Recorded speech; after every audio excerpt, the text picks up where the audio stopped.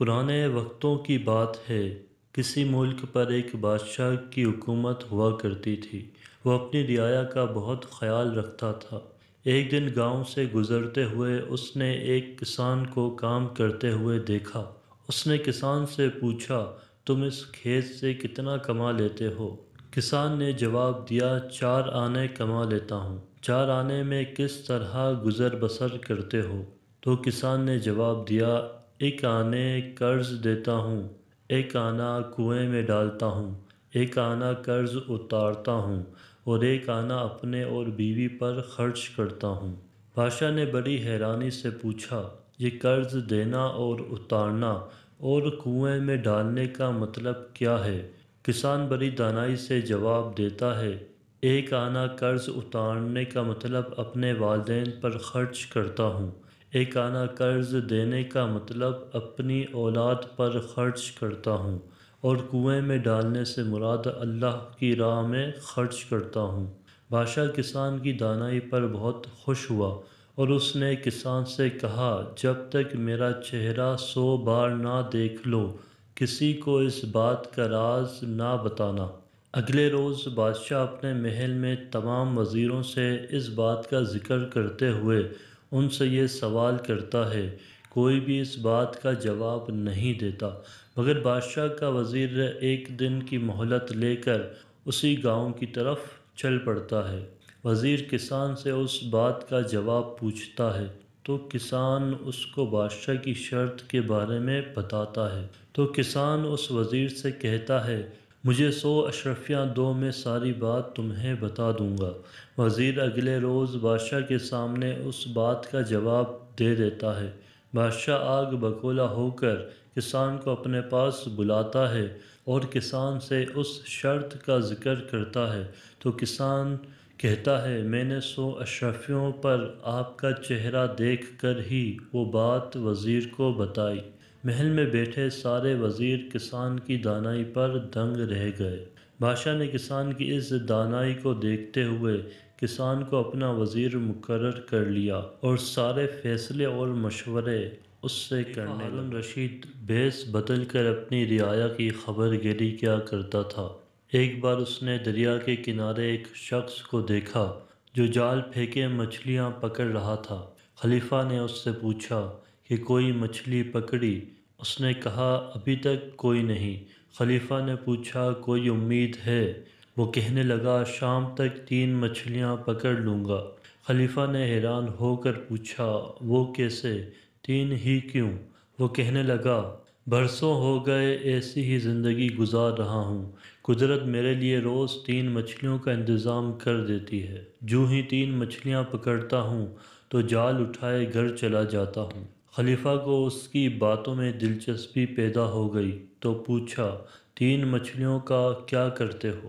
اس نے کہا، ایک گھر میں پکا لیتا ہوں، باقی 2 بیچ کر ضروریات زندگی پوری کرتا ہوں۔ خلیفہ نے کچھ دیر سوچ کر کہا، مجھے اپنا حصہ دار بنا لو، ہم اکٹھے یہ کام کرتے ہیں۔ مچھیرے نے کہا، مجھے اس کی ضرورت نہیں، مجھے جو چاہیے مجھے روز مل جاتا ہے۔ کافی تکرار سے خلیفہ نے اسے راضی کر لیا کہ روزانہ کی 3 مچھلیوں میں میرا کوئی حصہ نہ ہوگا، اس کے علاوہ جو مچھلیاں پکڑو گے اس میں میرا چوتھا اور 3 حصے تمہارے۔ خلیفہ نے نئے جال اور ضروری سامان کے لیے مچھیرے کو کچھ سکے دیے اور کہا، اگر میں نہ آ سکوں تو مجھے بغداد ملنے آ جانا، میرا نام ہارون رشید ہے۔ اللہ کی قدرت، خلیفہ کی پارٹنرشپ کے بعد مچھلیاں بڑھنا شروع ہو گئیں۔ مچھلیاں پکڑنے والا اپنی 3 مچھلیاں علیحدہ رکھتا، بقایا مچھلیاں فروخت کرتا اور خلیفہ کا چوتھائی حصہ الگ کر لیتا۔ اس وقت سونے چاندی کے سکوں کا رواج تھا۔ وہ شخص خلیفہ کی اشرفیاں ایک برتن میں جمع کرتا گیا۔ کافی عرصہ گزر گیا تو وہ فکر مند ہوا کہ یہ کیا انسان ہے کہ میرے ساتھ کاروبار کرنے کے بعد پلٹ کر واپس نہیں آیا۔ آخر ایک دن اس نے اشرفیوں کا برتن اٹھایا اور بغداد جا پہنچا۔ لوگوں سے ہارون رشید کا پوچھتا ہوا محل تک جا پہنچا۔ سیکیورٹی والوں کو ہدایت تھی کہ جو بھی خلیفہ سے ملنا چاہتا اسے ملوایا جاتا تھا۔ مچھیرا تو خلیفہ کی شان و شوکت اور عظیم الشان دربار دیکھ کر حیران رہ گیا۔ خلیفہ نے اسے پہچان لیا، محبت سے اپنے پاس بٹھایا اور پوچھا کیسے آنا ہوا۔ اس نے جھجکتے ہوئے بتایا کہ آپ کے حصے کا منافع لے کر آیا ہوں۔ خلیفہ بہت خوش ہوا اور اسے اپنا حصہ بھی دے دیا۔ اس کے ساتھ ساتھ بہت سے تحفے تحائف بھی دیے اور کہا، جب تمہاری بات سنی تو محسوس ہوا کہ قدرت نے تمہاری قسمت میں روز کی 3 مچھلیاں لکھی ہیں اور تم قناعت پسند بھی تھے۔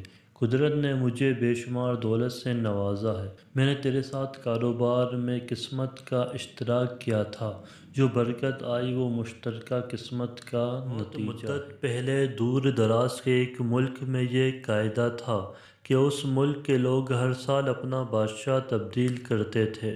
جو بھی بادشاہ بنتا وہ ایک عہد نامے پر دستخط کرتا کہ اس کی حکومت کا 1 سال مکمل ہونے کے بعد وہ اس عہدے سے دستبردار ہو جائے گا اور اسے ایک جزیرے پر چھوڑ دیا جائے گا جہاں سے وہ کبھی واپس نہیں آ سکے گا۔ جب ایک بادشاہ کا 1 سالہ دور حکومت مکمل ہو جاتا تو اسے ایک مخصوص جزیرے پر چھوڑ دیا جاتا جہاں وہ اپنی بقیہ زندگی گزارتا۔ اس موقع پر اس بادشاہ کو بہترین لباس پہنایا جاتا اور ہاتھی پر بٹھا کر اسے پورے ملک کا الوداعی سفر کروایا جاتا، جہاں وہ سب لوگوں کو آخری بخیر بات کہتا۔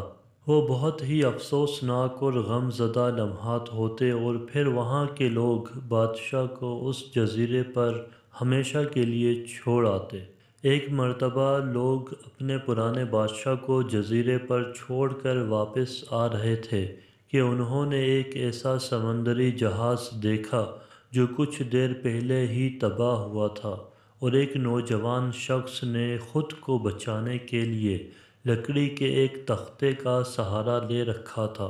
چونکہ ان لوگوں کو ایک نئے بادشاہ کی بھی تلاش تھی، لہٰذا انہوں نے اس نوجوان شخص کو اپنی کشتی میں بٹھا لیا اور اپنے ملک میں لے آئے اور اس سے 1 سال کی حکومت کرنے کی درخواست کی۔ پہلے تو نوجوان نہ مانا، لیکن پھر وہ 1 سال کے لیے بادشاہ بننے پر رضامند ہو گیا۔ وہاں کے لوگوں نے اسے بادشاہت کے تمام اصول اور طریقے سمجھا دیے اور یہ بھی بتایا کہ 1 سال کے بعد وہ اسے فلاں مخصوص جزیرے پر چھوڑ آئیں گے۔ بادشاہت کے تیسرے دن ہی اس نوجوان بادشاہ نے اپنے وزیر سے کہا، مجھے وہ جگہ دکھائی جائے جہاں گزشتہ تمام بادشاہوں کو بھیجا گیا تھا۔ بادشاہ کی اس خواہش کا احترام کرتے ہوئے اسے وہ جزیرہ دکھانے کا اہتمام کیا گیا۔ وہ جزیرہ مکمل طور پر جنگل تھا اور جنگلی جانوروں سے بھرا ہوا تھا۔ ان جانوروں کی آوازیں جزیرے کے باہر تک سنائی دے رہی تھیں۔ بادشاہ جائزہ لینے کے لیے تھوڑا سا جنگل کے اندر گیا اور وہاں اس کے پچھلے تمام بادشاہوں کے ڈھانچے پڑے نظر آئے۔ وہ سمجھ گیا کہ بہت جلد اس کا بھی یہی حال ہوگا اور جنگلی جانور اس کو چیر پھاڑ کر کھا جائیں گے۔ ملک واپس پہنچ کر بادشاہ نے مضبوط اور توانا جسم کے مزدور اکٹھے کیے، ان سب کو اس جزیرے پر لے گیا اور حکم دیا جنگل کو 1 ماہ میں مکمل طور پر صاف کر دیا جائے، تمام خطرناک جانوروں کو مار دیا جائے اور سب فالتو درخت کاٹ دیے جائیں۔ وہ ہر ماہ خود جزیرے کا دورہ کرتا اور کام کی خود نگرانی بھی کرتا۔ پہلے مہینے میں ہی تمام خطرناک جانوروں کو مار دیا گیا اور پھر بہت سے درخت بھی کاٹ دیے گئے۔ دوسرے ماہ تک جزیرہ مکمل طور پر صاف ہو چکا تھا۔ اب بادشاہ نے مزدوروں کو حکم دیا کہ جزیرے پر مختلف مقامات پر خوبصورت باغات تعمیر کیے جائیں۔ وہ اپنے ساتھ مختلف پالتو جانور مثلاً مرغیاں، گائیں، بھینسیں، بطخیں اور بھیڑیں وغیرہ بھی جزیرے میں منتقل کرتا رہا۔ تیسرے مہینے میں بادشاہ نے اپنے مزدوروں کو حکم دیا کہ ایک شاندار گھر تعمیر کریں اور اس جزیرے پر ایک بڑی سی بندرگاہ بھی بنائیں۔ گزرتے مہینوں کے ساتھ ساتھ وہ جزیرہ ایک خوبصورت شہر میں تبدیل ہوتا جا رہا تھا۔ وہ نوجوان بادشاہ بہت سادہ لباس زیب تن کرتا اور اپنی ذات پر بہت کم خرچ کرتا۔ اپنی بادشاہت کی زیادہ تر کمائی وہ جزیرے کو بنانے میں لگاتا رہا۔ 10 ماہ گزرنے کے بعد بادشاہ نے اپنے وزیر سے کہا، میں جانتا ہوں کہ 2 مہینے بعد مجھے جزیرے میں چھوڑ دیا جائے گا، لیکن میں ابھی سے وہاں جانا چاہتا ہوں۔ وزیر اور دوسرے وزراء نے اس بات پر متفق نہ ہوئے۔ اور بادشاہ سے کہا، آپ کو 2 ماہ مزید صبر کرنا ہوگا تاکہ سال مکمل ہو جائے۔ سال پورا ہو جانے کے بعد ہی آپ کو اس جزیرے پر چھوڑا جائے گا۔ بالآخر 2 ماہ مکمل ہو گئے اور بادشاہت کا 1 سال ختم ہو گیا۔ حسب روایت وہاں کے لوگوں نے اپنے بادشاہ کو شاندار لباس پہنایا اور ہاتھی پر بٹھایا تاکہ وہ اپنی رعایا کو خیر باد کہہ سکے۔ خلاف توقع یہ بادشاہ اپنی الوداعی تقریب پر بہت ہی خوش تھا۔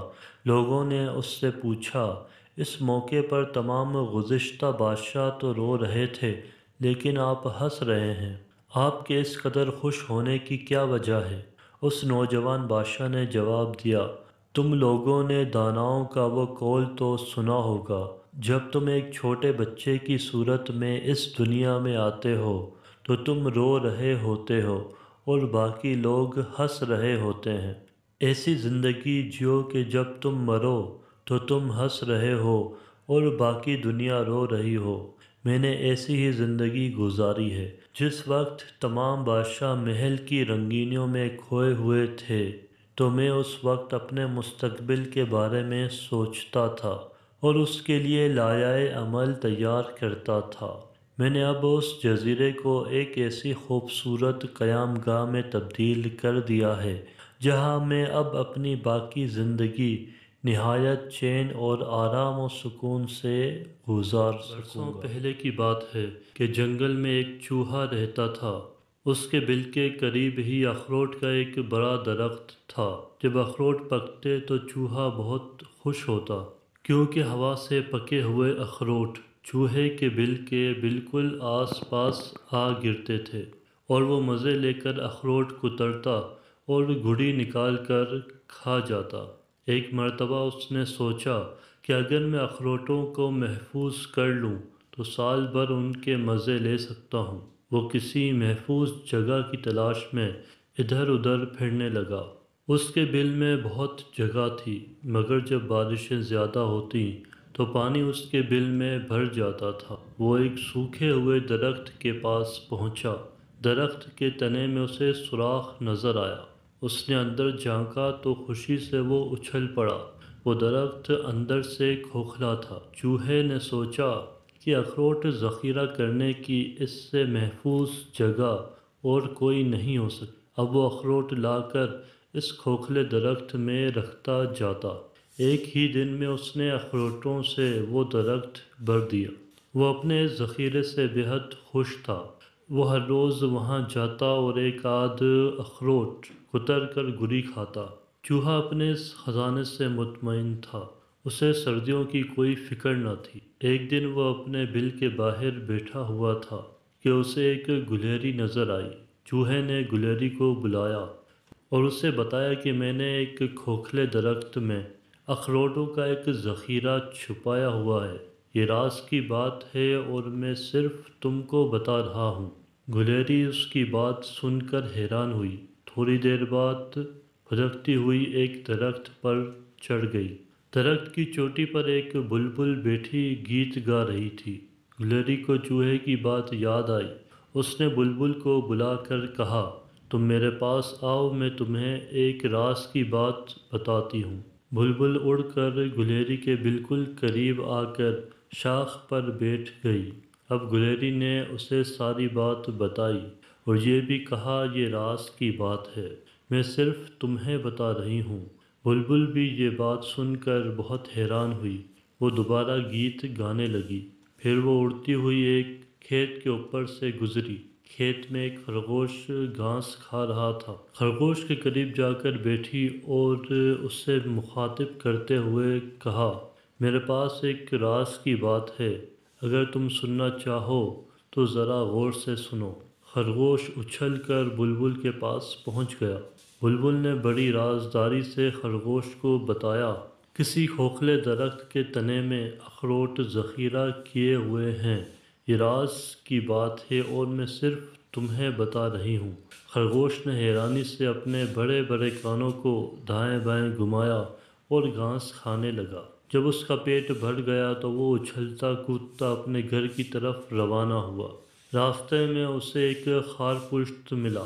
خرگوش نے خارپشت سے کہا، میرے پاس ایک راز کی بات ہے، اگر تم کسی کو نہ بتاؤ تو میں تمہیں بتانے کو تیار ہوں۔ خارپشت نے کہا، ٹھیک ہے، میں تمہاری بات مانتا ہوں، اب تم مجھے وہ راز کی بات بتاؤ۔ خرگوش نے کہا، وہ بڑے درخت کے قریب جو سوکھا ہوا درخت ہے، اس میں کسی نے اخروٹ ذخیرہ کیے ہوئے ہیں۔ خرگوش نے یہ بات سن کر حیرت سے اپنی چھوٹی سی تھوتنی کو ہلایا اور اپنے نوکیلے کانٹوں والے لباس کے اندر چھپا لیا۔ خرگوش لمبی لمبی چھلانگ لگاتا ہوا اپنے گھر پہنچا۔ خارپشت اپنی خوراک کی تلاش میں پھرنے لگا۔ اسے جلد ہی اپنی مرغوب غذا کی بیل نظر آ گئی۔ خارپشت کو یہ میٹھی میٹھی جڑیں بہت پسند تھیں۔ وہ جڑیں نکالنے کے لیے زمین کھودنے لگا، اتنے میں اسے ایک فاختہ کی آواز سنائی دی۔ خارپشت نے اپنی چھوٹی سی گردن اکڑا کر دیکھا تو قریب ہی شیشم کے درخت پر بیٹھی فاختہ اسے نظر آ گئی۔ اس نے اپنے گلے سے مخصوص خرخراہٹ کی آواز نکال کر فاختہ کو اپنے پاس بلایا۔ خارپشت نے فاختہ سے کہا، میں نے ایک راز کی بات سنی ہے، اگر تم پسند کرو تو میں تمہیں بتاؤں۔ فاختہ نے ہاں میں اپنی گردن ہلائی۔ خارپشت نے کہا، بڑے کھیت کے کنارے جو سوکھا ہوا درخت ہے، اس میں کسی نے اخروٹ ذخیرہ کر رکھے ہیں۔ فاختہ کے لیے یہ دلچسپ اور عجیب بات تھی۔ وہ تھوڑی دیر میں دانہ دنکا چگنے کے لیے اڑتی ہوئی اس بڑے کھیت میں پہنچی کہ جس کے کنارے پر سوکھا ہوا درخت تھا۔ اسے ایک چھوٹا سا چوہا نظر آیا جو کہ اپنا بل کھودنے میں مصروف تھا۔ فاختہ اس کے قریب پہنچی اور کہا، میرے پاس ایک بڑے مزے کی بات ہے، اگر تم کسی کو نہ بتاؤ تو میں تمہیں بتاؤں گی۔ چوہا زمین کھودنے کا کام چھوڑ کر فاختہ کے قریب آ کر بیٹھا اور کہنے لگا، مجھے تم وہ بات بتاؤ، میں کسی کو نہیں بتاؤں گا۔ فاختہ نے سوکھے ہوئے درخت کی طرف اشارہ کرتے ہوئے کہا، اس کھوکھلے درخت میں کسی نے اخروٹ چھپا رکھے ہیں۔ اخروٹوں کا نام سن کر چھوٹے چوہے کے منہ میں پانی بھر آیا۔ وہ اخروٹ کترنے میں بہت لطف محسوس کرتا تھا۔ تھوڑی دیر بعد جب فاختہ وہاں سے اڑ کر چلی گئی تو چھوٹے چوہے نے سوچا کہ کیوں نہ میں جا کر فاختہ کی بات کی تصدیق کر لوں۔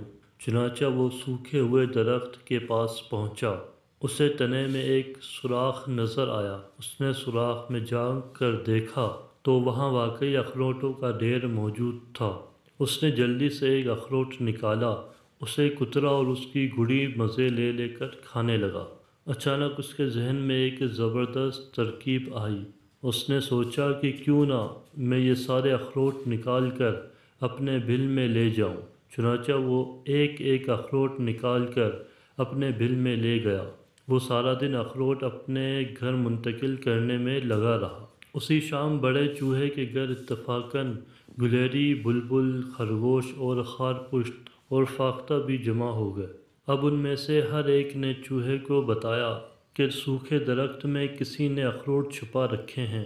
یہ کیسی مزیدار راز کی بات ہے؟ چوہے نے حیرانی سے پوچھا، تم سب کو یہ بات کیسے معلوم ہوئی؟ یہ تو میرا راز ہے۔ اچھا، اگر تمہیں پتہ چل ہی گیا ہے تو کوئی بات نہیں، آؤ میں تمہیں وہ ذخیرہ دکھاتا ہوں۔ سب جانور سوکھے درخت کے پاس پہنچے اور سوراخ میں سے درخت میں جھانکا، مگر وہاں تو کوئی اخروٹ موجود نہ تھا۔ سب بہت حیران ہوئے۔ اب چوہا بہت افسوس کرنے لگا۔ اس نے سوچا کہ اگر میں اپنے راز کو صرف خود تک رکھتا تو میرے اخروٹ اس طرح کوئی چرا نہیں سکتا تھا۔ دوسری طرف چھوٹا چوہا اپنے بل میں اخروٹ کترنے میں مصروف تھا۔ اسے اب سردیوں کی کوئی فکر نہ۔ بادشاہ تھا نہایت اچھا، رحم دل اور اپنی رعایا کا بہت زیادہ خیال رکھنے والا۔ اس کی ایک ملکہ بھی تھی، بے حد حسین و جمیل اور خدا ترس۔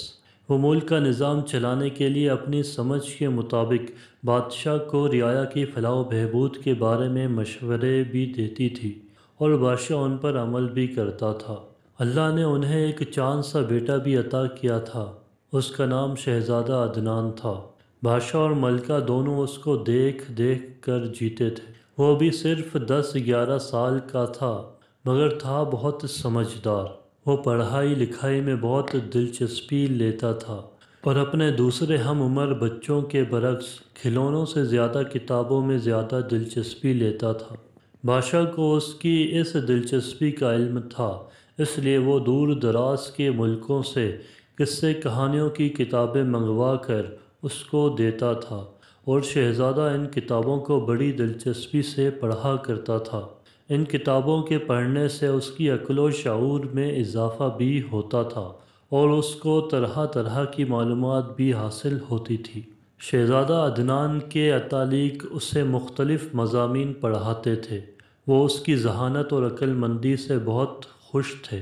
شہزادہ عدنان میں ایک بہت اچھی بات یہ بھی تھی کہ اگر اس کی سمجھ میں کوئی بات نہیں آتی تھی تو وہ سوال کرنے میں کوئی جھجک محسوس نہیں کرتا تھا۔ اس کے اتالیق جب بادشاہ کو شہزادے کی علم و حکمت سے لگاؤ کی باتیں بتاتے تو بادشاہ بہت خوش ہوتا۔ پڑھنے لکھنے والے بچوں سے سب ہی خوش ہوتے ہیں اور ان سے محبت کرتے ہیں۔ ایک روز سہ پہر کو جب شہزادے کے اتالیق اسے پڑھا کر رخصت ہو گئے تو وہ باغ میں آ کر بیٹھ گیا۔ باغ میں پودوں پر رنگ برنگے پھول اپنی بہار دکھا رہے تھے۔ درختوں پر حسین و جمیل پرندے بیٹھے چہچہا رہے تھے، اور ان کی آوازیں کانوں کو بڑی بھلی معلوم ہو رہی تھیں۔ شہزادہ باغ میں بیٹھا کچھ سوچ رہا تھا۔ اتفاق سے دربار کا وقت بھی ختم ہو گیا تھا، اور بادشاہ وہاں سے اٹھ کر سیدھا باغ میں آ نکلا۔ اس نے دیکھا کہ شہزادہ عدنان وہاں موجود ہے اور کسی سوچ میں گم ہے۔ اس نے پوچھا، بیٹا کیا بات ہے؟ آپ چپ چپ سے کیوں بیٹھے ہو؟ اس کی آواز سن کر شہزادہ عدنان چونک گیا اور پھر دوڑ کر بادشاہ سے لپٹ گیا۔ بادشاہ نے شفقت سے اس کے سر پر ہاتھ پھیرا، اس کا منہ چوما اور بولا، اتالیق پڑھا کر چلے گئے؟ آج انہوں نے کیا پڑھایا تھا؟ شہزادے نے جواب دیا، جی ابا حضور، آج انہوں نے ہمیں امیر لوگوں اور غریب لوگوں کی زندگی کے بارے میں بتایا تھا۔ غریب لوگوں کی مشکل زندگی کے بارے میں سن کر ہمارا دل اداس ہو گیا ہے۔ یہ کہہ کر شہزادہ کچھ دیر کے لیے خاموش ہو گیا، پھر بولا، ابا حضور، میں خوش ہوں کہ میں ایک بادشاہ کے گھر پیدا ہو گیا۔ مجھے ہر طرح کا عیش و آرام میسر ہے۔ میں جو خواہش بھی کرتا ہوں پوری ہو جاتی ہے۔ اس کی بات سن کر بادشاہ کو بڑا اطمینان ہوا کہ شہزادہ اپنی اس زندگی سے خوش ہے۔ اس نے کہا، بیٹا، ان نعمتوں پر اللہ تعالیٰ کا شکر ادا کرنا چاہیے۔ آؤ اب چلتے ہیں، محل میں آپ کی امی انتظار کر رہی ہوں گی۔ شہزادہ بادشاہ کے ساتھ چل پڑا، مگر وہ بدستور کسی سوچ میں گم تھا۔ چلتے چلتے اس نے بادشاہ سے کہا، ابا حضور، میں یہ بھی سوچ رہا ہوں کہ دوسرے بچوں کی طرح میں کسی غریب آدمی کے گھر میں کیوں پیدا نہیں ہوا؟ اس عجیب سے سوال پر بادشاہ کو بڑی حیرت ہوئی، اور اس کی سمجھ میں نہیں آیا کہ وہ اس کا کیا جواب دے، اس لیے وہ خاموش ہی رہا۔ اسے خاموش دیکھ کر شہزادے نے پھر کہا، ابا حضور، استاد محترم نے بھی میرے اس سوال کا کوئی جواب نہیں دیا تھا اور بات بدل دی تھی۔ آپ بہت اچھے ہیں، میری تعلیم و تربیت کے لیے نہایت قابل اور ذہین اتالیق مقرر کیے ہیں، جو مجھے محل میں آ کر مختلف علوم کے بارے میں پڑھاتے ہیں۔ میں کیسی بھی خواہش کروں پوری کی جاتی ہے۔ میں کہیں باہر جاؤں تو میری حفاظت کے لیے بہت سے سپاہی میرے ساتھ ہوتے ہیں۔ میں سوچتا ہوں دوسرے بچوں کے ساتھ ایسا کیوں نہیں ہوتا؟ مجھ میں کیا خاص بات ہے جو ان بچوں میں نہیں؟ بادشاہ لاجواب سا ہو گیا تھا۔ شہزادے کی باتوں نے اسے فکر مند بھی کر دیا تھا۔ اس کی سمجھ میں نہیں آ رہا تھا کہ اس کی باتوں کا کیا جواب دے اور اسے کیسے مطمئن کرے۔ بادشاہ کے ساتھ جو محافظ چل رہے تھے وہ شہزادے کی بات سن کر زیر لب مسکرا رہے تھے اور دل ہی دل میں بادشاہ کی بے بسی سے لطف اندوز بھی ہو رہے تھے۔ بادشاہ خاموش اور سوچ میں ڈوبا محل پہنچا۔ ملکہ نے محسوس کر لیا کہ وہ کچھ فکر مند ہے، اس لیے وہ بھی پریشان ہو گئی۔ اس نے پہلے تو شہزادے کو تاکید کی کہ وہ اپنا لباس تبدیل کر لے، پھر اس کے جانے کے بعد وہ بادشاہ کے پاس آئی اور اس سے فکر مندی کی وجہ پوچھی۔ بادشاہ نے شہزادے کی کہی ہوئی تمام باتیں ملکہ کے سامنے دہرا دیں۔ ان باتوں کو سن کر ملکہ ذرا بھی پریشان نہ ہوئی اور بولی، اللہ تعالیٰ کا شکر ہے کہ ہمارا شہزادہ اتنی کم عمری میں بھی سوچ بچار کرتا ہے۔ غریبوں کے حالات جان کر اس کا دل اداس ہو جانا اس بات کی نشانی ہے کہ وہ اپنے دل میں ان کے لیے ہمدردی کے جذبات رکھتا ہے، ورنہ اس کی عمر کے بچے تو کھیل کود میں ہی لگے رہتے ہیں، ان باتوں کی طرف دھیان ہی نہیں دیتے۔ آپ فکر نہ کریں، میں شہزادے سے اس بارے میں بات کروں گی اور یہ پتہ لگانے کی کوشش کروں گی کہ اس کے ذہن میں اس طرح کے سوالات کیوں اٹھ رہے ہیں۔ بادشاہ کو ملکہ کی اس بات سے اطمینان ہو گیا۔ شام کو ملکہ نے شہزادے کو اپنے کمرے میں طلب کیا اور اس کے ساتھ کھڑکی کے پاس آ کر بیٹھ گئی۔ اس طرح طلب کیے جانے پر شہزادہ عدنان سمجھ گیا تھا کہ بادشاہ نے اس کی باتوں کا تذکرہ ملکہ سے ضرور کیا ہوگا، اس لیے وہ اپنی ماں کو دیکھ کر شرارت سے مسکرایا اور بولا، امی حضور جو پوچھنا ہے پوچھیے، میں آپ کو ضرور بتاؤں گا۔ اس کی بات پر ملکہ کو ہنسی آ گئی۔ وہ بولی، شہزادے آپ بہت شریر ہو گئے ہیں، آپ کی سمجھ میں ساری باتیں آنے لگی ہیں۔ شہزادہ فوراً بولا، سوائے ایک بات کے۔ ملکہ نے کہا، وہ بات آپ کے ابا حضور مجھے بتا چکے ہیں، آپ تو مجھے صرف اس بات سے آگاہ کر دیں کہ ان سوچوں سے آپ کا مقصد کیا ہے۔ ملکہ کی بات سن کر شہزادہ عدنان سنجیدہ ہو گیا اور بولا، امی حضور میں اچھی طرح جانتا ہوں کہ ابا حضور وزیروں کو، امیروں کو اور اپنے درباریوں کو بغیر کسی وجہ کے بیش بہا انعامات سے نوازتے رہتے ہیں، انہیں یہ انعامات ان کی خوشامد بھری تعریفوں کے صلے میں ملتے ہیں۔ شہزادے کی بات سن کر ملکہ ہکا بکا رہ گئی۔ اس نے گھبرا کر شہزادے کے منہ پر ہاتھ رکھ دیا اور ادھر ادھر دیکھتے ہوئے سرزنش بھرے لہجے میں بولی، شہزادے خاموش رہیے، اپنی عمر کا خیال کیجیے اور بڑوں کے بارے میں اس طرح کے گستاخانہ خیالات کا اظہار نہ کیجیے۔ ملکہ کی بات سن کر شہزادہ ذرا بھی پریشان نہیں ہوا، بولا، امی حضور آپ میری امی ہیں، میں آپ سے اپنے دل کی ہر بات کہہ سکتا ہوں۔ ملکہ خاموش تو ہو گئی مگر وہ تشویش بھری نظروں سے شہزادے کو دیکھے جا رہی تھی۔ شہزادے نے جب دیکھا کہ ملکہ بہت سنجیدہ اور فکر مند ہو گئی ہے تو اس نے کہا، امی حضور آپ ناراض ہو گئی ہیں، مجھے معاف کر دیجیے۔ ملکہ نے پیار سے شہزادے کو خود سے لپٹا لیا اور بولی، شہزادے میری جان، میں غلطی پر تھی، آپ نے بہت اچھا کیا جو یہ بات مجھ سے کہہ دی۔ تمام بچوں کو اپنے دل کی بات اپنی ماں سے کر دینی چاہیے۔ دنیا میں ماں سے بہتر دوست کوئی اور نہیں ہوتا، یہ ماں ہی ہوتی ہے جو اپنے بچوں کو صحیح مشورے دے سکتی ہے۔ اچھا اب آپ مجھے آسان لفظوں میں بتائیے کہ مسئلہ کیا ہے؟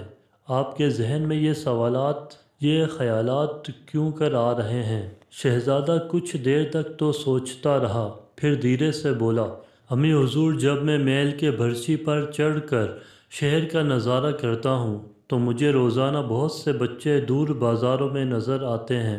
وہ بچے محنت مزدوری میں مصروف ہوتے ہیں، کوئی انہیں جھڑکتا ہے، کوئی بے عزتی کرتا ہے، کوئی دھکے دیتا ہے، مگر اس کے باوجود وہ بچے محنت مزدوری کے کاموں میں لگے رہتے ہیں اور شام کو چند سکے لے کر گھر چلے جاتے ہیں۔ یہ سب کچھ دیکھ کر میں اداس ہو جاتا ہوں۔ میں یہ بھی سوچتا ہوں کہ میں اگر محل میں پیدا نہ ہوتا تو میں بھی انہی کی طرح ایک بچہ ہوتا، مجھے بھی محنت مزدوری کر کے اپنے ماں باپ کا ہاتھ بٹانا پڑتا، یہ کہہ کر شہزادہ عدنان نے پیار سے ملکہ کے گلے میں باہیں ڈال دی اور پھر بولا، امی حضور، میں چاہتا ہوں کہ ان بچوں میں سے کوئی بچہ بھی مزدوری نہ کرے، یہ سب تعلیم حاصل کریں، کھیلیں کودیں جیسے کہ میں کرتا ہوں۔ تعلیم حاصل کر کے جب وہ بڑے ہو جائیں تب ہی محنت مزدوری اور دوسرے کاموں کا سوچیں۔ یہ تمام باتیں ابا حضور کے سوچنے کی ہیں، کیونکہ یہ سب لوگ ان کی رعایا ہیں۔ ذرا ذرا سی بات پر خوش ہو کر لوگوں پر انعام و اکرام کی بارش کرنے سے بہتر ہے کہ یہی دولت رعایا کی بہتری کے لیے خرچ ہو، جگہ جگہ مکتب ہوں اور ملک کا ہر بچہ ان میں پڑھے اور ان کی تعلیم کا سارا خرچہ سرکاری خزانے سے ادا ہو۔ شہزادے کی بات سن کر ملکہ کی آنکھوں میں آنسو آ گئے۔ اتنے میں دروازے کا پردہ اٹھا اور بادشاہ سلامت نے کمرے میں قدم رکھا۔ اس نے ملکہ اور شہزادے کی تمام باتیں سن لی تھی۔ اسے دیکھ کر شہزادہ ادب سے کھڑا ہو گیا۔ بادشاہ نے قریب آ کر شہزادے کو گلے سے لگایا اور کہا، بیٹا، آج تم نے میری آنکھیں کھول دی ہیں۔ ہمیں احساس ہو گیا ہے کہ ہم نے بچوں کی تعلیم اور ان سے مزدوری کروانے جیسے اہم مسئلے کی طرف ذرا بھی دھیان نہیں دیا تھا، اور نہ ہی ہمارے کسی نالائق وزیر نے کبھی ہماری توجہ اس طرف دلوائی تھی۔ یہ ہماری بہت بڑی غلطی تھی۔ ہم چاہتے تو اس سلسلے میں بہت کچھ کر سکتے تھے۔ اس کے بعد بادشاہ اپنے وزیروں کے ساتھ سر جوڑ کر بیٹھ گیا۔ مسلسل کئی دنوں کے سوچ بچار اور صلاح و مشورے کے بعد اس نے ملک بھر میں جگہ جگہ مکتب بنوائے، ان میں پڑھے لکھے بہترین اتالیق مقرر کیے۔ اس کے بعد ملک بھر میں منادی کروا دی گئی کہ آج کے بعد کوئی بھی بچہ مزدوری نہیں کرے گا، لڑکی ہو یا لڑکا، تعلیم حاصل کرنا سب پر لازم ہوگا۔ جو والدین اپنے بچوں کو مکتوبوں میں داخل نہیں کروائیں گے انہیں بادشاہ کے سپاہی گرفتار کر کے جیل میں ڈال دیں گے۔ جو والدین اپنے بچوں کو ان سرکاری مکتبوں میں پڑھنے کے لیے بھیجیں گے انہیں فی بچہ ایک اشرفی ماہانہ وظیفہ ملے گی۔ سارے ہی ماں باپ چاہتے تھے کہ ان کی اولاد زیور تعلیم سے آراستہ ہو۔ اس اعلان نے سارے ملک میں ایک خوشی کی لہر دوڑ گئی تھی۔ لوگ جوگ در جوگ اپنے بچوں کو تعلیم حاصل کرنے کے لیے ان مکتبوں میں بھیجنے لگے۔ وہ لوگ جھولی پھیلا پھیلا کر بادشاہ کو دعائیں دیتے تھے، کیونکہ ان کے بچے بازاروں میں مزدوری نہیں کرنے جاتے تھے، وہ اب تعلیم حاصل کرنے لگے تھے۔ ایک روز ملکہ شہزادے کے ساتھ محل کی برچی پر چڑھی شہر کا نظارہ کر رہی تھی کہ اس کی نظر شہزادہ عدنان پر پڑی، جو بہت خوش نظر آ رہا تھا۔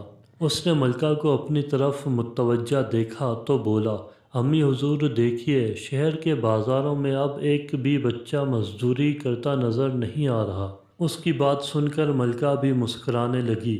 تھوڑے ہی دنوں بعد اس تبدیلی کے آثار نظر آنے لگے۔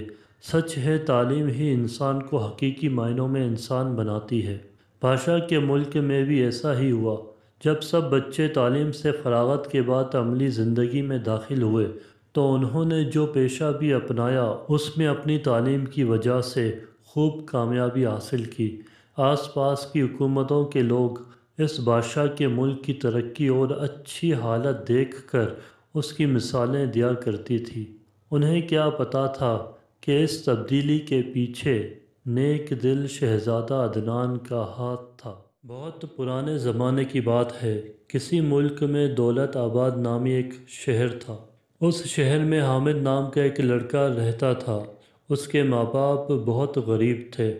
اس کے باپ نے اس کو ایک نان بائی کی دکان پر چھوٹے موٹے کام کرنے کے لیے رکھوا دیا تھا تاکہ گھر کے اخراجات چلانے میں کچھ آسانی ہو جائے۔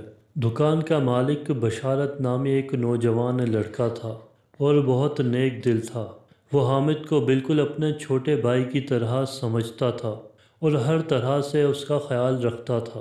بشارت نے اپنی محنت اور ایمانداری کی بدولت کافی شہرت حاصل کر لی تھی اور اس کی دکان خوب چلتی تھی۔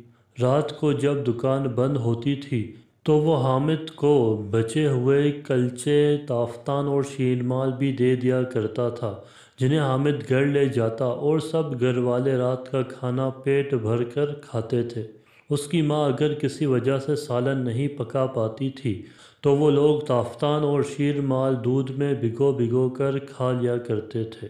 حامد کو بشارت نان بائی کی دکان سے جو پیسے ملتے تھے ان پیسوں کو وہ باپ کو دے دیتا تھا۔ ان کو جمع کر کے اس کا باپ ایک بکری بھی خرید لایا تھا جس سے انہیں دودھ کی بھی آسانی ہو گئی تھی۔ ایک روز کا ذکر ہے کہ نان بائی بشارت کو گھر پر کوئی کام پڑ گیا۔ اس نے حامد کو جلدی چھٹی دے دی اور خود گھر چلا گیا۔ چھٹی ملنے پر حامد بہت خوش تھا۔ اس نے سوچا کہ آج وہ سارا دن گھومے پھرے گا۔ وہ بازار کی طرف نکل گیا۔ نان بھائی بشارت نے گھر جاتے ہوئے اسے چند سکے بھی دے دیے تھے اور کہا تھا کہ بازار سے کوئی چیز لے کر کھا لینا۔ حامد کو جلیبیاں بہت پسند تھی۔ اس کو اپنے ماں باپ اور بہن بھائیوں سے بہت محبت تھی۔ اس نے سوچا کہ وہ گرم گرم جلیبیاں خرید کر گھر لے جائے گا اور سب گھر والوں کے ساتھ کھائے گا۔ وہ بازار پہنچا تو وہاں بڑی گہما گہمی تھی۔ دکانوں پر لوگوں کا رش تھا۔ ایک طرف بہت سے مزدور ایک قطار میں بیٹھے اس انتظار میں تھے کہ کوئی انہیں مزدوری کروانے کے لیے ساتھ لے جائے گا۔ دودھ والے کی دکان پر بیٹھے لوگ بڑے بڑے پیالوں میں دودھ پی رہے تھے۔ وہ ایک جلیبی کی دکان پر جا کر کھڑا ہو گیا۔ جلیبی والا بڑے سے تیل کے کڑائی میں جلیبیاں بنا رہا تھا اور انہیں شیرے کے ٹب میں ڈالتا جا رہا تھا۔ حامد نے سکے نکالنے کے لیے ابھی جیب میں ہاتھ ڈالا ہی تھا کہ اس نے ایک عجیب منظر دیکھا۔ ایک بڑی سی 2 گھوڑوں والی بگھی وہاں سے کچھ دور آ کر رکی۔ اس میں سے ایک بڑی بڑی مونچھوں والا آدمی اترا اور دیکھتے ہی دیکھتے اس نے وہاں پر کھڑے ہوئے 8-10 سال کے ایک بچے کو اٹھا کر بگھی میں ڈالا اور بگھی چل پڑی۔ یہ سب کچھ اتنی جلدی ہوا کہ نہ تو وہ اس بچے کی شکل دیکھ سکا اور نہ ہی یہ سمجھ سکا کہ ہوا کیا ہے۔ تھوڑی دیر بعد اس کی سمجھ میں یہ آیا کہ بگھی میں بیٹھا ہوا بدماش کسی بچے کو اغوا کر کے لے گیا ہے۔ حامد نے فوراً ہی اس بگھی کے پیچھے دوڑ لگا دی۔ بازار کے لوگ بھی اس واقعے پر ہکا بکا تھے اور انہوں نے چیخنا چلانا شروع کر دیا تھا۔ بگھی میں 2 تازہ دم گھوڑے جتے ہوئے تھے۔ حامد 14-15 سال کا ایک دبلا پتلا سا لڑکا تھا۔ وہ اپنی پوری قوت سے بگھی کے پیچھے دوڑا تھا مگر دیکھتے ہی دیکھتے وہ پراسرار بگھی نظروں سے اوجھل ہو گئی۔ حامد مایوس نہیں ہوا تھا۔ وہ سمجھ گیا تھا کہ اس بچے کو بدمعاش لوگ تاوان کے لیے پکڑ کر لے گئے ہوں گے۔ اس نے دل میں طے کر لیا کہ ان کے ارادوں کو خاک میں ملا دے گا۔ وہ ایک بہادر اور عقل مند لڑکا تھا۔ زمین کچی اور ریتیلی تھی۔ وہ بگھی کے پہیوں کے نشان دیکھتے ہوئے آگے بڑھنے لگا۔ وہ چلتا گیا مگر ایک جگہ اس کو رکنا پڑ گیا۔ آگے سمندر تھا اور یہاں آ کر بگھی کے پہیوں کے نشان غائب ہو گئے تھے۔ حامد کو بہت مایوسی ہوئی اور وہ ناکام و نامراد واپس لوٹ آیا۔ اس کا دل اس واقعے سے بہت افسردہ ہو گیا تھا۔ وہ بدمعاش نہ جانے کس کی ماں کے لخت جگر کو اغوا کر کے لے گئے تھے۔ جلیبیوں کا خیال چھوڑ کر وہ سیدھا گھر پہنچا تاکہ ماں کو اس واقعے کے بارے میں بتائے۔ جیسے ہی وہ اپنی گلی میں داخل ہوا اس کو عبدل کے گھر کے سامنے لوگوں کا جمگھٹا نظر آیا۔ وہ ایک ماہر تعمیراتی کاریگر تھا اور بڑے بڑے وزیروں اور امراء کے محل تعمیر کرتا تھا۔ بادشاہ کا نیا محل بھی اس نے ہی بنایا تھا۔ پوچھ گچھ کرنے پر پتہ چلا کہ بازار سے اس کا چھوٹا بیٹا وہ بدمعاش اغوا کر کے لے گیا ہے۔ عبدل اور اس کی بیوی اس واقعے سے سخت پریشان تھے۔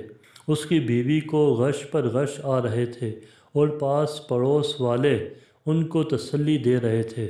حامد افسردہ دل کے ساتھ گھر چلا آیا۔ گھر آ کر اس نے ساری کہانی ماں کو سنائی۔ ماں سیدھی سادی تھی، گھبرا کر بولی، حامد تجھے ان بدمعاشوں کے پیچھے نہیں جانا چاہیے تھا۔ اگر وہ کچھ نقصان پہنچا دیتے تو کیا ہوتا؟ حامد نے کہا، ماں فائدہ اور نقصان تو اللہ کے ہاتھ میں ہے۔ آپ ہی نے تو کہا تھا کہ کسی کو مصیبت میں دیکھ کر اس کی مدد کرنی چاہیے۔ میں نے بھی اس بچے کی مدد کرنی چاہی تھی۔ اس کی ماں خاموش ہو گئی۔ ویسے وہ ابھی تک فکر مند تھی۔ رات کو اس کی ماں نے اسے کسی کام سے بازار بھیجا۔ وہ ابھی رستے میں ہی تھا کہ کیا دیکھتا ہے وہی بگھی جس میں عبدل کے بیٹے کو اغوا کیا گیا تھا ایک کھلے میدان میں آ کر رکی۔ حامد جلدی سے ایک درخت کے پیچھے چھپ گیا۔ اس بگھی سے ایک آدمی اترا اور ادھر ادھر دیکھتا ہوا عبدل کے گھر کی جانب بڑھنے لگا۔ حامد بھی بڑی احتیاط سے اس کے پیچھے چل پڑا۔ رات زیادہ ہو گئی تھی، سب لوگ اپنے اپنے گھروں میں موجود تھے، گلی محلے سنسان پڑے ہوئے تھے۔ عبدل نے اس واقعے کے فوراً بعد کوتوالی جا کر اپنے بیٹے کے متعلق رپٹ لکھوا دی تھی، اور شہر کے کوتوال نے اس کو تسلی دی تھی کہ وہ جلد ہی اس کے بیٹے کو ڈھونڈ لے گا۔ کوتوال نے اپنے بہت سے سپاہیوں کو اس کام پر لگا دیا تھا۔ اسے خدشہ تھا کہ اگر بچہ نہ ملا تو عبدل بادشاہ سے فریاد کرے گا۔ بادشاہ اس کو بہت اچھی طرح جانتا تھا، کیونکہ اس کا نیا اور خوبصورت محل عبدل کی نگرانی میں ہی بنا تھا۔ اس وجہ سے کوتوال کو خطرہ تھا کہ بادشاہ اس سلسلے میں اس سے باز پرس کرے گا۔ وہ پراسرار آدمی عبدل کے گھر کے پاس رکا۔ حامد بھی اس کے بہت قریب پہنچ کر ایک دیوار کی اوٹ میں کھڑا ہو گیا اور تھوڑا سا سر نکال کر اس کو دیکھنے لگا۔ اس آدمی نے ادھر ادھر دیکھتے ہوئے دروازے پر ایک ہلکی سی دستک دی۔ دروازہ کھولنے والا عبدل تھا۔ وہ یہ سمجھا شاید اس کا بیٹا مل گیا ہے اور کوتوال اس کو اپنے ساتھ لایا ہے۔ اس نے جب دروازہ کھولا تو اس آدمی کی خوفناک شکل دیکھ کر خوف زدہ ہو گیا۔ اس آدمی نے اپنی سخت آواز میں کہا، تمہارا بیٹا ہمارے پاس قید ہے، تم نے بادشاہ کا محل بنایا تھا، تم اگر اپنے بیٹے کی زندگی چاہتے ہو تو بادشاہ کے محل کا نقشہ ہمارے حوالے کر دو۔ یہ بات یاد رکھنا کہ تم اس بات کا تذکرہ کسی سے نہیں کرو گے، ورنہ ہم تمہارے بیٹے کو زندہ نہیں چھوڑیں گے۔ اس آدمی کی بات سن کر عبدل کے چہرے سے خوف کے آثار دور ہو گئے۔ اس نے سخت لہجے میں کہا، بادشاہ سلامت کے محل کے نقشے کو لے کر تم ضرور ان کو کوئی نقصان پہنچانا چاہتے ہو۔ پوری رعایا بادشاہ سلامت کی وفادار ہے، میں بھی ان کا وفادار ہوں۔ تم کچھ بھی کر لو، بادشاہ سلامت سے غداری نہیں کر سکتا۔ اس کی بات سن کر وہ آدمی طیش میں آ گیا۔ اس نے لات مار کر دروازے پر رکھا گملہ توڑ دیا اور خون خوار لہجے میں بولا، میں کل اسی وقت پھر آؤں گا، اچھی طرح سوچ لینا، بادشاہ کی وفاداری چاہتے ہو یا اپنے بیٹے کی زندگی۔ تم ہمیں جانتے نہیں ہو، ہم بہت خطرناک لوگ ہیں۔ حامد نے یہ تمام باتیں سن لی تھیں۔ اس نے جب یہ سنا کہ یہ شخص بادشاہ سلامت کو نقصان پہنچانے کا سوچ رہا ہے تو حامد کو بھی بہت غصہ آیا۔ اس نے طے کر لیا کہ وہ ان لوگوں کے عزائم خاک میں ملانے کی پوری کوشش کرے گا۔ وہ بجلی کی سی تیزی سے اپنی جگہ سے اٹھا اور دبے قدموں دوڑتا ہوا بگھی کے پاس آیا۔ بگھی کے پیچھے والے حصے میں سامان رکھنے کے لیے لکڑی کا ایک چھوٹا سا کیبن بنا ہوا تھا۔ اس نے جلدی سے اس کا دروازہ کھولا اور اندر جھانکا۔ وہ کافی کشادہ تھا اور خالی تھا۔ حامد جلدی سے اس میں بیٹھ گیا۔ تھوڑی دیر بعد وہ آدمی بھی واپس آ گیا اور بگھی چل پڑی۔ بگھی کے اس کیبن کی دیوار میں ایک دو جگہ چھوٹے چھوٹے سوراخ تھے۔ حامد ان سوراخوں میں سے باہر جھانکنے لگا۔ تھوڑی دیر بعد بگھی سمندر کے کنارے پہنچ گئی۔ حامد کو ایک بہت بڑا پانی کا جہاز نظر آیا۔ بگھی نزدیک پہنچی تو جہاز سے ایک تختہ کھول کر کنارے سے لگا دیا گیا۔ بگھی اس پر سے ہوتی ہوئی جہاز کے عرصے پر پہنچی۔ اب حامد کی سمجھ میں یہ بات آ گئی کہ بگھی میں دو گھوڑے کیوں جوتے گئے تھے۔ ایک اکیلا گھوڑا اس ڈھلوان لکڑی کے تختے سے اوپر نہیں چڑھ سکتا تھا۔ حامد کو کیبن کی دیواروں کے سوراخ سے جہاز کے عرصے پر تلواروں سے مسلح بہت سارے افراد نظر آئے۔ یہ سوچ کر اس کے رونگٹے خوف سے کھڑے ہو گئے کہ وہ بیری ڈاکوں کے جہاز پر پہنچ گیا ہے۔ بگھی عرصے پر پہنچی تو اس میں بیٹھا ہوا آدمی نیچے اتر گیا۔ دو آدمی گھوڑوں کو کھولنے لگے اور پھر بگھی کو ایک کونے میں کھڑا کر دیا۔ حامد اس انتظار میں تھا کہ ڈاکو کھانے پینے سے فارغ ہو کر سوئیں تو وہ اس کیبن سے نکل کر عبدل کے لڑکے کو تلاش کرے۔ آدھی رات کے وقت سب لوگ سونے کے لیے چلے گئے۔ بحری جہاز بیچ سمندر میں کھڑا تھا۔ حامد کو بھوک بھی ستانے لگی تھی۔ جب ہر طرف خاموشی چھا گئی تو وہ خاموشی سے کیبن سے نکلا۔ اس کے دائیں طرف باورچی خانہ تھا اور ایک تشت میں خوشبودار تلی ہوئی مچھلیاں رکھی ہوئی تھیں۔ اس نے کچھ مچھلیاں ایک تھیلے میں ڈالیں اور وہاں سے نکل گیا۔ اب وہ جہاز کے اس حصے میں آ گیا تھا جہاں اس کے دائیں بائیں ڈاکوؤں کے کمرے تھے اور سب کے دروازے بند تھے۔ ان کو اس بات کا ذرا سا بھی خدشہ نہیں تھا کہ وہاں پر کوئی آ سکتا ہے، اس لیے حامد کو کوئی پہرے دار بھی نظر نہیں آ رہا تھا۔ سامنے جا کر ایک راستہ نیچے جاتا نظر آیا۔ وہ سیڑھیاں اتر کر نیچے آیا۔ یہ ڈاکوؤں کا گودام تھا۔ یہاں پر اناج کی بوریاں اور لوٹے ہوئے سامان کے ڈھیر نظر آئے۔ ایک طرف ایک چھوٹا سا کمرہ تھا۔ کمرے کی کنڈی باہر سے بند تھی اور اندر سے ہلکی ہلکی سسکیوں کی آوازیں آ رہی تھیں۔ حامد نے جھپٹ کر دروازہ کھولا۔ اندر عبدل کا لڑکا طلحہ موجود تھا۔ ایک ہی محلے میں رہنے کی وجہ سے وہ حامد کو پہچانتا تھا۔ طلحہ نے حامد کو دیکھا تو اس کے گلے سے لگ کر رونے لگا۔ حامد بھائی، مجھے یہاں سے لے چلو، مجھے ان سے بہت ڈر لگتا ہے، یہ مجھے کھانے کو بھی کچھ نہیں دیتے۔ ان میں سے ایک آدمی کہہ رہا تھا کہ جب تیرا باپ ہمیں بادشاہ کے محل کا نقشہ دے دے گا تو ہم تجھے کھانے کو بھی دیں گے اور آزاد بھی کر دیں گے۔ انہیں بادشاہ کے محل کا نقشہ کیوں چاہیے؟ کیا یہ لوگ بھی بادشاہ سلامت جیسا محل بنانا چاہتے ہیں؟ طلحہ کی بات پر حامد کو ہنسی آ گئی۔ اس نے ہنسی روک کر طلحہ کو تسلی دی اور تھیلے میں سے مچھلیاں نکال کر اسے دی۔ مچھلیاں دیکھ کر وہ خوش ہو گیا۔ بھوکا تو تھا ہی، جلدی جلدی کھانے لگا۔ اسے کھاتا چھوڑ کر حامد دوبارہ دبے قدموں چلتا ہوا باورچی خانے میں آیا اور دوسری کچھ کھانے کی اشیاء اور پانی لے کر دوبارہ طلحہ کے پاس آیا۔ اس کا بھی بھوک کے مارے برا حال تھا۔ وہ بھی کھانے میں شریک ہو گیا۔ کھانے کے بعد حامد نے اسے بہت سی باتیں سمجھائیں اور اس سے کہا کہ وہ جیسا کہے اس پر عمل کرے۔ اس کے بعد اس نے طلحہ کو اپنے ساتھ لیا، کمرے کے باہر سے کنڈی لگوائی اور دونوں بڑی خاموشی سے چلتے ہوئے بگھی کے پاس آئے اور کیبن کے اندر چھپ کر بیٹھ گئے۔ حامد کو اپنے ماں باپ کی فکر ستانے لگی۔ اس کی گمشدگی سے یقیناً بہت پریشان ہو رہے ہوں گے۔ وہ طلحہ کو لے کر جلد سے جلد گھر پہنچ جانا چاہتا تھا، مگر وہ لوگ بیچ سمندر میں تھے اور کوئی ایسا ذریعہ بھی نہیں تھا کہ وہ دونوں کنارے تک پہنچ سکتے۔ اب تو صرف ایک ہی حل تھا کہ وہ ڈاکو رات کو عبدل سے ملنے جائیں اور اس طرح وہ لوگ بھی یہاں سے نکل جائیں۔ ان لوگوں نے پیٹ بھر کر کھانا کھایا تھا، اس لیے اس پریشانی میں بھی انہیں نیند نے آ گھیرا اور وہ صبح دیر تک سوتے رہے۔ باقی دن رات کا انتظار کرتے کرتے گزر گیا۔ جب اچھی خاصی رات ہو گئی تو ڈاکوؤں کے جہاز نے ساحل کا رخ کیا اور بگھی لکڑی کے تختوں پر سے ہوتی ہوئی خشکی پر آئی اور تیزی سے دولت آباد کی طرف روانہ ہو گئی۔ طلحہ بہت خوش تھا، اسے اپنی اماں اور ابا بہت یاد آ رہے تھے۔ ادھر عبدل نے صبح ہوتے ہی بادشاہ سلامت سے ملاقات کر کے اسے ساری صورتحال سے واقف کر دیا۔ بادشاہ نے کہا، عبدل، ہمیں تم پر فخر ہے، تم نے ہمارے بھلے کو دیکھتے ہوئے اپنے بیٹے کی بھی پرواہ نہیں کی۔ ہم تم سے بہت خوش ہیں اور پوری کوشش کریں گے کہ تمہارا بیٹا بازیاب ہو جائے۔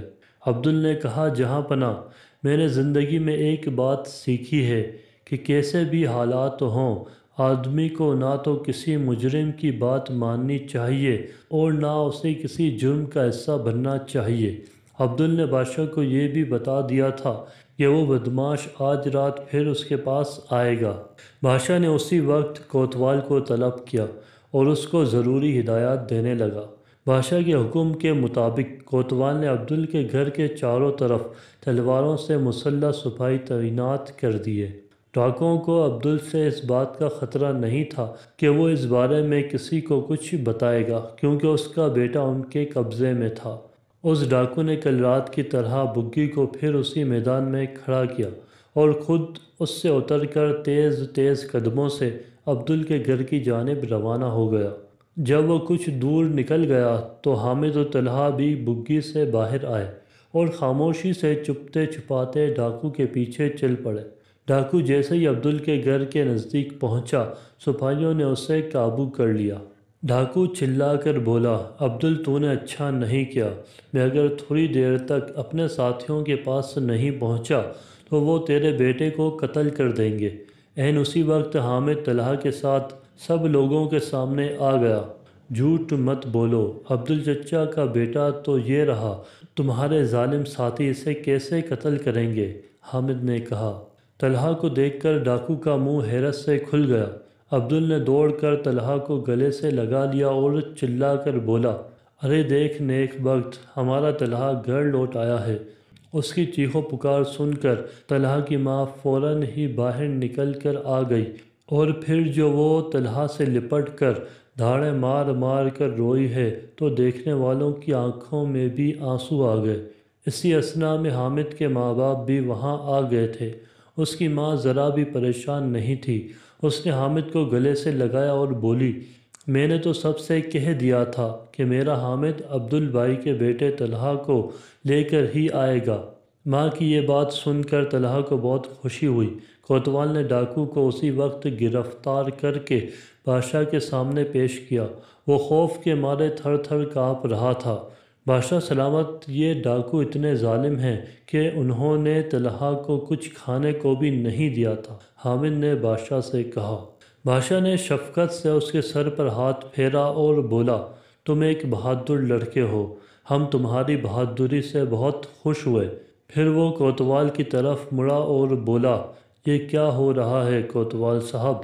چھوٹے چھوٹے بچے بڑے بڑے ڈاکوؤں کو پکڑوا رہے ہیں، اور آپ ہیں کہ مزے سے آنکھیں بند کیے بیٹھے ہوئے ہیں۔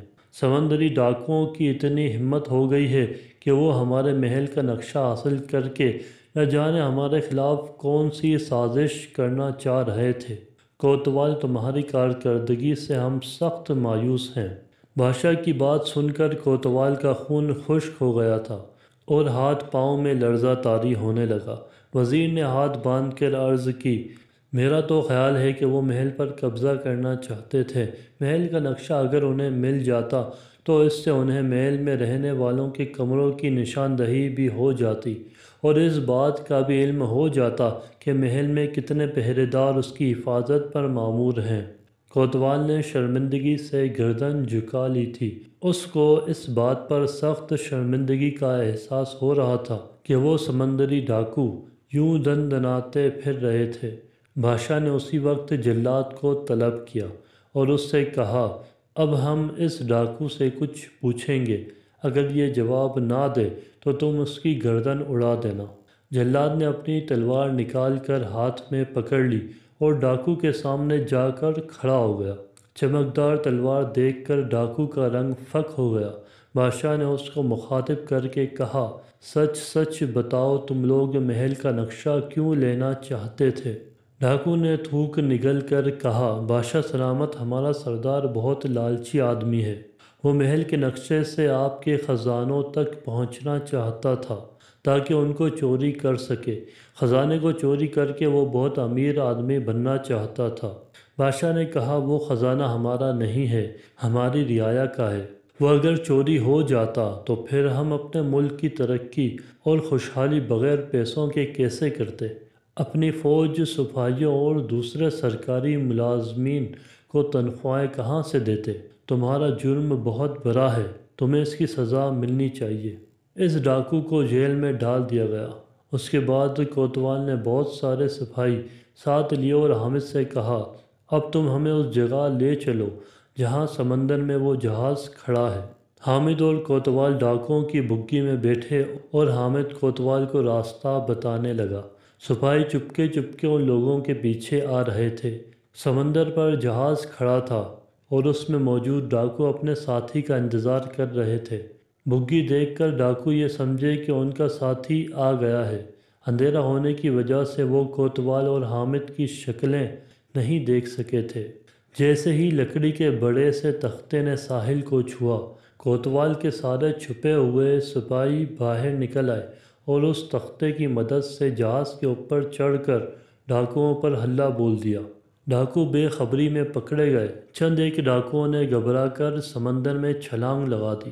کوتوال کے حکم پر اس کے سپاہی بھی سمندر میں کود گئے اور بھاگنے والے ڈاکوؤں کو بھی گرفتار کر لیا۔ ان کا سردار جہاز کے تہہ خانے میں بیٹھا سونے کے سکوں کی بوری کھول کر سکے گن رہا تھا، اس کو بھی گرفتار کر لیا گیا۔ ڈاکوؤں کے جہاز سے بہت سارا لوٹا ہوا مال برآمد ہوا تھا۔ بادشاہ نے ان تمام چیزوں کو ان لوگوں کو واپس کر دیا جن کو لوٹ کر ڈاکوؤں نے اسے جمع کیا تھا۔ عبدل کو بادشاہ سے وفاداری کے بدلے اور حامد کو اس کی بہادری کے صلے میں بادشاہ نے 2,000 اشرفیاں انعام میں دی۔ عبدل تو خیر پہلے ہی بہت امیر تھا، مگر بادشاہ کے انعام کی وجہ سے حامد اور اس کے گھر والوں کے دن بھی پھر گئے تھے۔ اگلے روز جب حامد حسب معمول دکان پر پہنچا تو بشارت نان بھائی نے اس کی بڑی آؤ بھگت کی۔ اس نے کہا، حامد، اب تم تو ایک امیر لڑکے ہو گئے ہو۔ بادشاہ سلامت تمہاری بہادری سے بہت خوش ہوئے ہیں۔ مجھے پتہ ہے کہ اب تم میری دکان پر کام نہیں کرو گے۔ حامد نے ہنس کر کہا، بادشاہ سلامت نے مجھے جتنی بھی اشرفیاں دی تھیں وہ تو میری ماں نے لے لی ہیں، میرے پاس تو کچھ بھی نہیں ہے۔ اگر میں نے کام کرنا چھوڑ دیا تو پھر جلیبیاں کہاں سے خریدوں گا؟ اور جناب، میرا تو یہ خیال ہے کہ آدمی کے پاس چاہے جتنی بھی دولت آ جائے اسے ہاتھ پر ہاتھ رکھ کر نہیں بیٹھنا چاہیے، کچھ نہ کچھ کرتے رہنے میں ہی بھلائی ہے۔ اس کی بات سن کر بشارت نان بھائی بہت خوش ہوا اور بولا، حامد، میرا دل کہتا ہے کہ تم اپنی بہادری، خدا ترسی اور اچھے خیالات کی وجہ سے ایک روز بہت بڑے آدمی بنو گے۔ حامد نے مسکراتے ہوئے جھک کر اس کا شکریہ ادا کیا اور پھر دکان کے کاموں میں نہ تو شکار کا شوق تھا اور نہ ہی گھومنے پھرنے کا، اسے تو بس کھیلوں کے مقابلے بہت پسند تھے۔ وہ ایک سادگی پسند حکمران تھا، سال کے 12 مہینے اپنی رعایا کی فلاح و بہبود کے کاموں میں لگا رہتا۔ اس کے وزیر بھی بہت عقلمند اور وفادار تھے۔ اپنے بادشاہ کی نیک خصلت طبیعت کی وجہ سے وہ لوگ اس کی بہت قدر کرتے تھے اور دل سے چاہتے تھے کہ بادشاہ کے اچھے کاموں میں بڑھ چڑھ کر حصہ لیں تاکہ عوام خوشحال رہیں۔ عوام خوشحال ہوں تو ملک بھی بہت ترقی کرتا ہے۔ جب موسم بہار شروع ہوتا تھا تو اس کے پہلے 7 دنوں میں لوگ جشن مناتے تھے۔ یہ سلسلہ صدیوں سے چلا آ رہا تھا اور اب تو اس نے ایک تہوار کی شکل اختیار کر لی تھی۔ ان 7 دنوں میں ملک کے سارے لوگ اپنے کام کاج چھوڑ کر بس خوشیاں ہی مناتے تھے۔ گھروں میں طرح طرح کے پکوان پکتے، نئے کپڑے زیب تن کیے جاتے، تمام عزیز و اقارب ایک دوسرے کے گھر پر جاتے۔ بادشاہ کو بھی اس جشن کا شدت سے انتظار رہتا تھا۔ اس نے سن رکھا تھا کہ اس طرح کے جشنوں پر دوسرے ملکوں کے بادشاہ قیدیوں کو شیروں سے لڑواتے تھے۔ اگر قیدی نے شیر کو شکست دے دی تو اس کو آزاد کر دیا جاتا تھا، ورنہ شیر اس کو اپنا نوالا بنا لیتا۔ ایسا کبھی نہیں ہوا تھا کہ کسی قیدی نے شیر کو شکست دی ہو۔ بادشاہ کو اس قسم کے کھیل تماشوں سے سخت نفرت تھی۔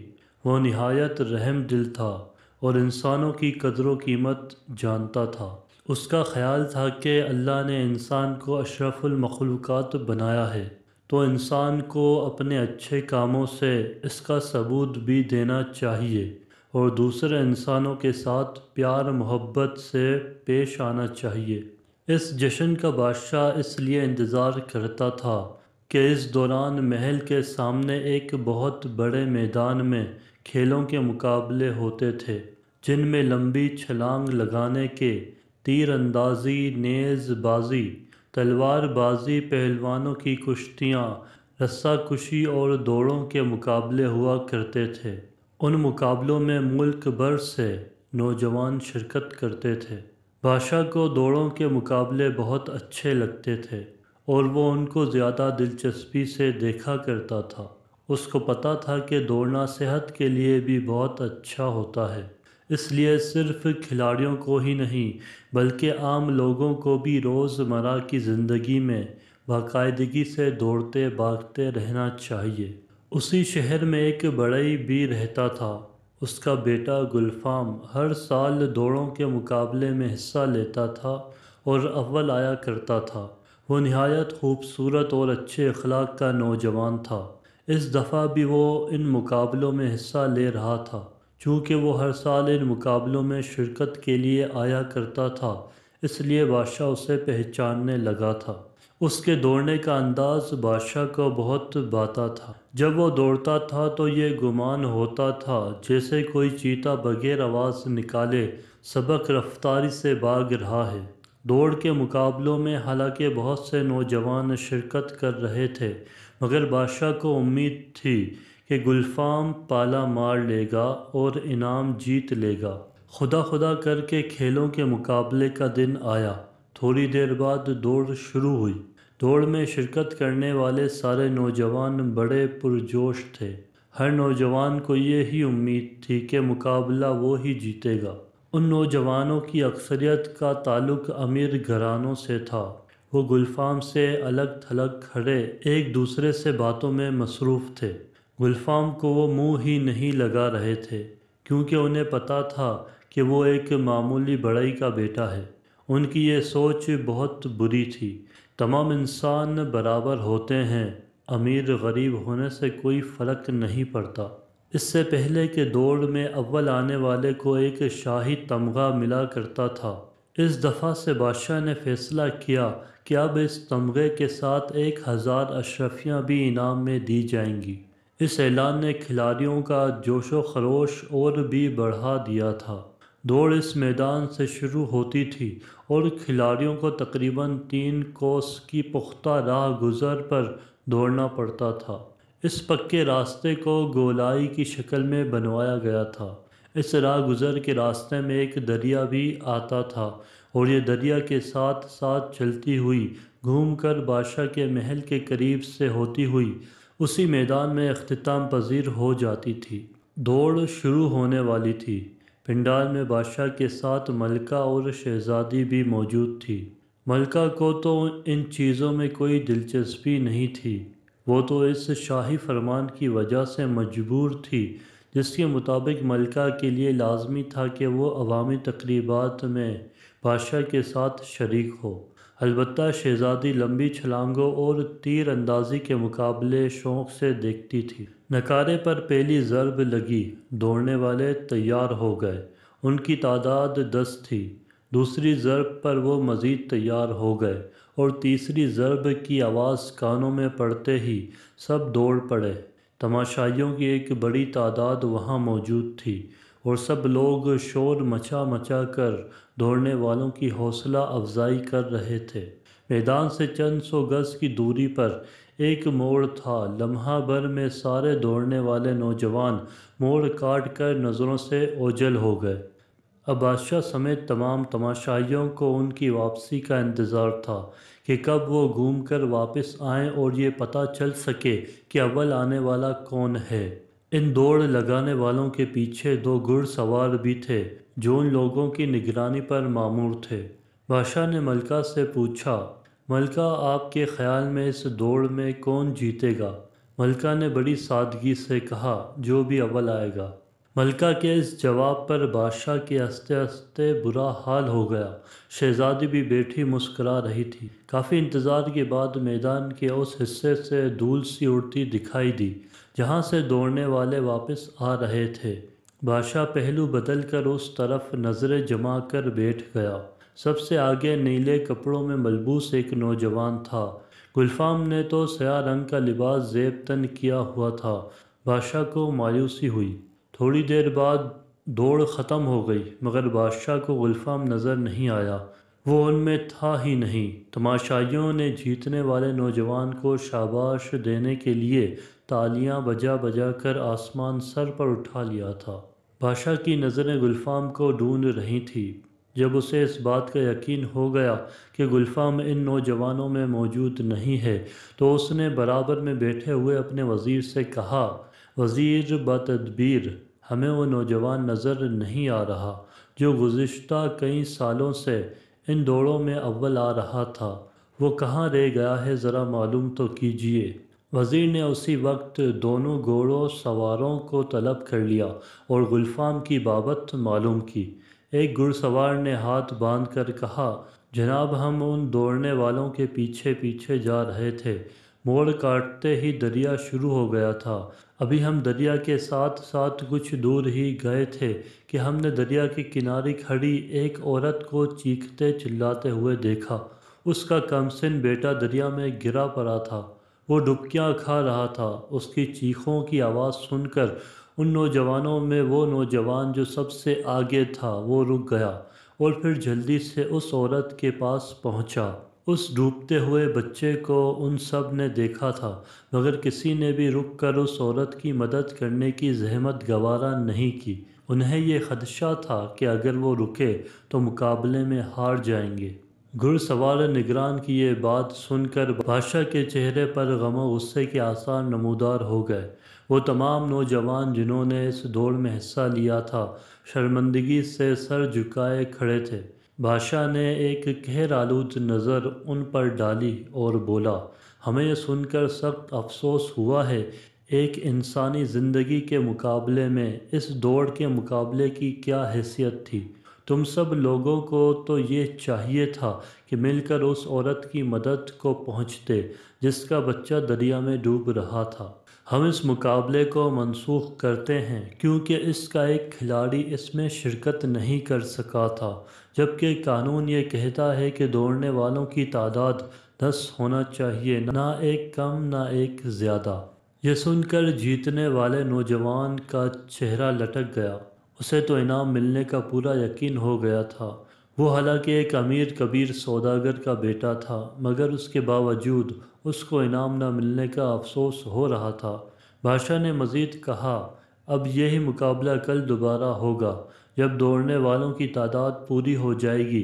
پھر بادشاہ نے وزیر سے کہا، ہمیں معلوم کر کے بتایا جائے کہ اب ڈوبنے والے بچے کا کیا حال ہے اور ہمارا وہ بہادر اور انسان دوست کھلاڑی کہاں ہے؟ ملکہ اور شہزادی بھی اس واقعے کو سن کر سوچ میں پڑ گئی تھیں۔ انہیں ڈوبنے والے بچے کی فکر تھی۔ وہ دونوں اس نوجوان پر بھی آفرین بھیج رہی تھیں جس نے دوڑ کے مقابلے سے تو دستبرداری کا فیصلہ کر لیا تھا، مگر ایک مصیبت زدہ ماں اور اس کے بچے کی مدد کو پہنچ گیا تھا۔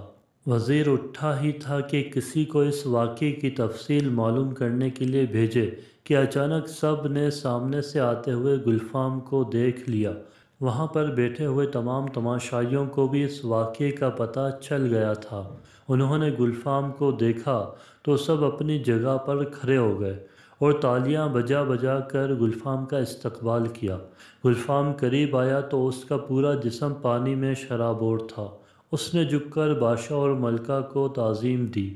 بادشاہ نے اٹھ کر اس کے شانے پر تھپکی دی اور پوچھا، نوجوان، کیا واقعہ پیش آ گیا تھا؟ ہمیں پتہ چلا ہے کہ تم کسی ڈوبتے ہوئے بچے کو بچانے کے لیے گئے تھے۔ گلفام نے ادب سے کہا، ایک عورت دریا کے کنارے کپڑے دھو رہی تھی۔ اس کا بچہ اس کے پاس بیٹھا کھیل رہا تھا۔ اچانک نہ جانے کیا ہوا کہ بچہ دریا میں گر گیا۔ وہ چیخنے چلانے لگی۔ یہی وہ وقت تھا جب ہم لوگ وہاں سے دوڑتے ہوئے نکل رہے تھے۔ میں نے جب اس عورت کی چیخیں سنی تو اس کی مدد کو پہنچ گیا۔ نوجوان، تم کیا کام کرتے ہو؟ بادشاہ نے اچانک پوچھا۔ گلفام نے کہا، عالم پناہ، میرا باپ ایک بڑھئی ہے، اس کی ایک چھوٹی سی دکان ہے، میں بھی اس کے ساتھ دکان پر بیٹھ جاتا ہوں اور اس کی مدد کرتا ہوں۔ بادشاہ اس کی بات سن کر کچھ سوچنے لگا۔ تمہارے مالی حالات کیسے ہیں؟ اس نے پوچھا۔ اس کا سوال سن کر گلفام کچھ جھجکا، آس پاس کھڑے لوگوں کو ایک نظر دیکھا اور پھر سر جھکا لیا۔ بادشاہ نے پھر کہا، جانتے ہو اگر تم اس دوڑ میں جیت جاتے تو تمہیں 1000 اشرفیاں انعام میں ملتی۔ جی ہاں جہاں پناہ، میں آپ کو سچ بتا رہا ہوں کہ میری دلی خواہش تھی کہ میں یہ مقابلہ جیت کر انعام حاصل کر لوں۔ اس انعام سے ہمارے گھر کی تمام پریشانیاں ختم ہو جاتیں۔ پھر بھی تم نے اس کے لیے کوشش نہیں کی، مقابلہ چھوڑ کر بچے کو بچانے کے لیے چلے گئے۔ بادشاہ نے کچھ حیرت سے پوچھا۔ گلفام اپنی پیشانی پر آئے ہوئے لمبے لمبے گیلے بالوں کو پیچھے کرتے ہوئے بولا، جی ہاں جہاں پناہ، ایک ڈوبتے ہوئے بچے کو بچانا اس انعام سے لاکھ درجے بہتر تھا۔ ہمارے مذہب نے بھی ہمیں مصیبت زدہ لوگوں کی مدد کرنے کا حکم دیا ہے۔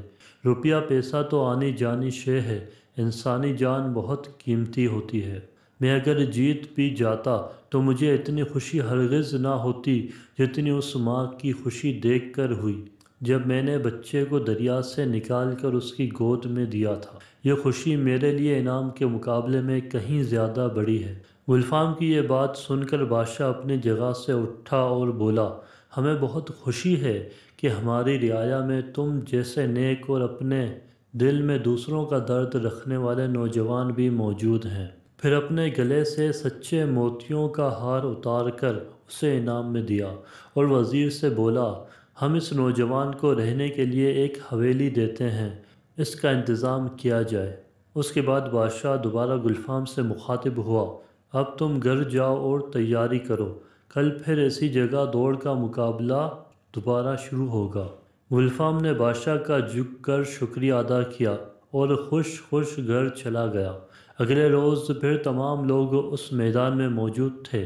گلفام کی کہانی ہر ایک کو پتہ چل گئی تھی۔ اچھے اور نیک کام کرنے والوں کی سب عزت کرتے ہیں۔ وہ لوگ دوڑ کا مقابلہ دیکھنے سے زیادہ گلفام کی ایک جھلک دیکھنے آئے تھے۔